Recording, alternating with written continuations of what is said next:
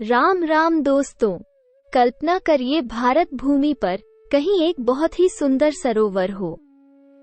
उस सरोवर के पास जाते ही पानी की कल कल ध्वनि आपके चित्त को एकदम शांत कर दे और आप बहुत ही रिलैक्स्ड और हल्का महसूस करें।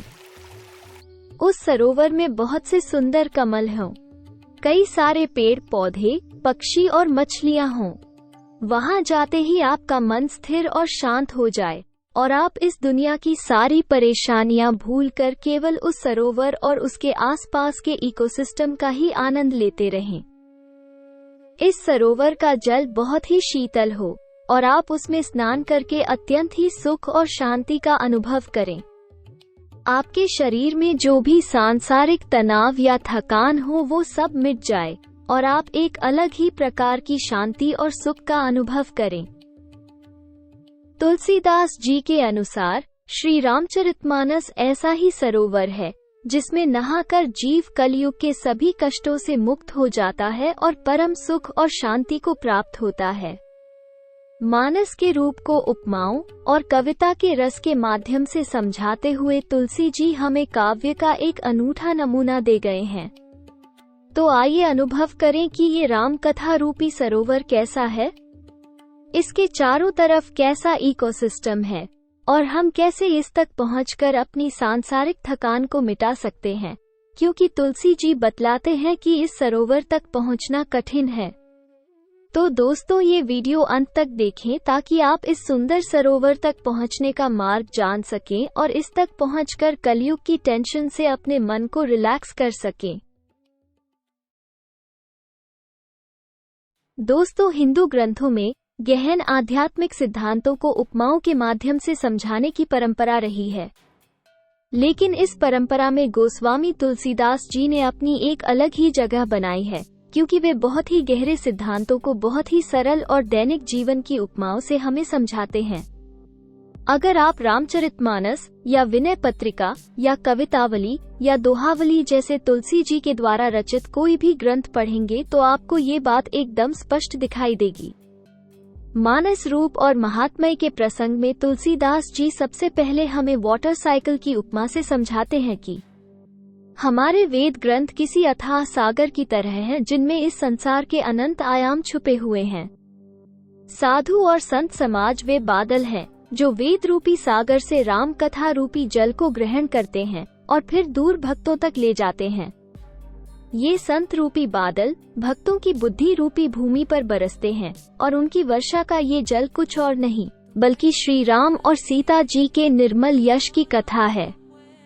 यहाँ पर तुलसी जी ने वाटर साइकिल की उपमा से हमें बहुत ही गूढ़ बातें बताई हैं, पर हमें पता है कि वाटर साइकिल के संचालन में सूर्य का बहुत ही महत्वपूर्ण रोल है, लेकिन यहाँ तुलसी जी ने सूर्य की कोई उपमा नहीं दी है। यदि समुद्र वेद है, क्योंकि समुद्र चार है और वेद भी चार हैं, संत और साधु बादल हैं, तो फिर सूर्य क्या है?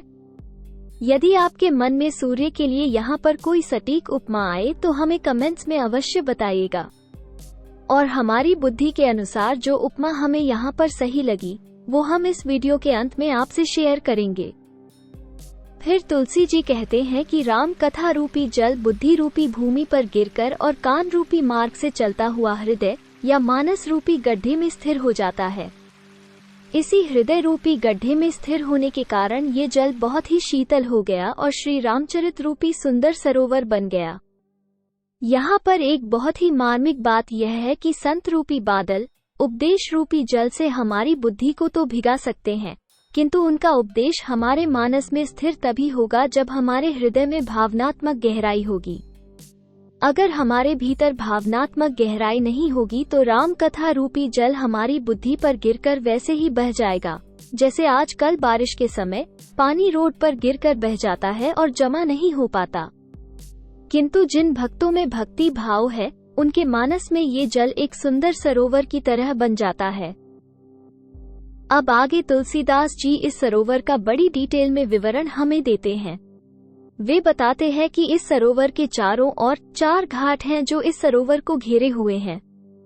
ये 4 घाट इस रामचरितमानस की कथा के 4 सुंदर संवाद हैं।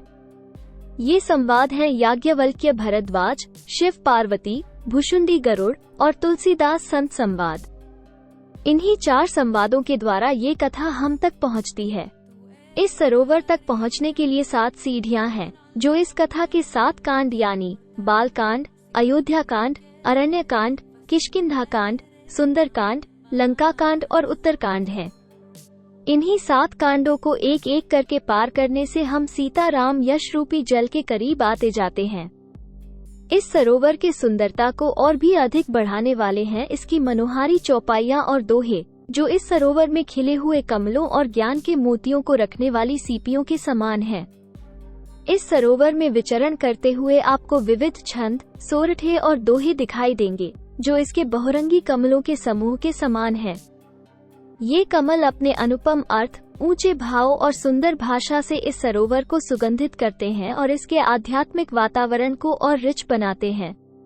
इसी प्रकार की अनेक उपमाओं के साथ तुलसीदास जी ने श्री रामचरितमानस रूपी सरोवर का बहुत ही सुंदर विवरण हमें दिया है।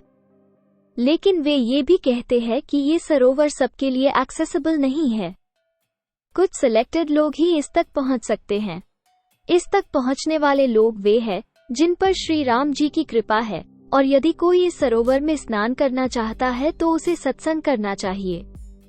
तो दोस्तों, ये है आपका एंट्री टिकट। यदि आपको इस दिव्य सरोवर में स्नान करना है तो सत्संग करिए और उस सत्संग से राम कृपा रूपी एंट्री टिकट को प्राप्त करिए। तभी आप अपनी सांसारिक थकान को मिटा सकेंगे इस सरोवर में स्नान करके। तुलसीदास जी ने इस सरोवर के लिए जो उपमाएं दी है, उनमें से कुछ ही हमने यहाँ आपको बताई हैं। अगर आपको ये वीडियो अच्छा लगा हो तो हमें लाइक और कमेंट के माध्यम से बताइए, ताकि हम सभी उपमाओं को कवर करते हुए एक और डिटेल्ड वीडियो बनाएं। उस डिटेल्ड वीडियो में हम इस सरोवर तक पहुंचने वाले रास्ते में जो दिक्कतें तुलसी जी ने बताई है वो भी आपको बताएंगे। अब बारी है आपसे सूर्य की उपमा शेयर करने की। तो हमारी अल्प बुद्धि के अनुसार यहाँ पर सूर्य की उपमा भगवान श्री राम की कृपा से प्राप्त दिव्य प्रेरणा की होनी चाहिए।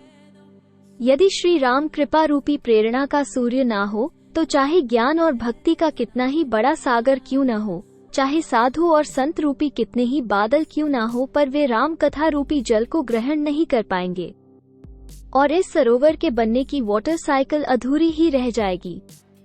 क्योंकि यही प्रेरणा ही है जो संतों को वेद रूपी सागर से राम कथा रूपी जल को अब्सॉर्ब करने के लिए प्रेरित करती है। ये उपमा हम अपनी समझ से दे रहे हैं और हमें पूरा विश्वास है कि ज्ञानी लोग इससे भी अच्छी उपमाएं हमें कमेंट्स में देंगे। इस वीडियो को पूरा सुनने के लिए आपका धन्यवाद। यदि आपको ये वीडियो अच्छा लगा हो तो इसे लाइक करें और अपने प्रियजनों के साथ शेयर करें और हमारे चैनल को सब्सक्राइब करना न भूलें। धन्यवाद। जय श्री राम।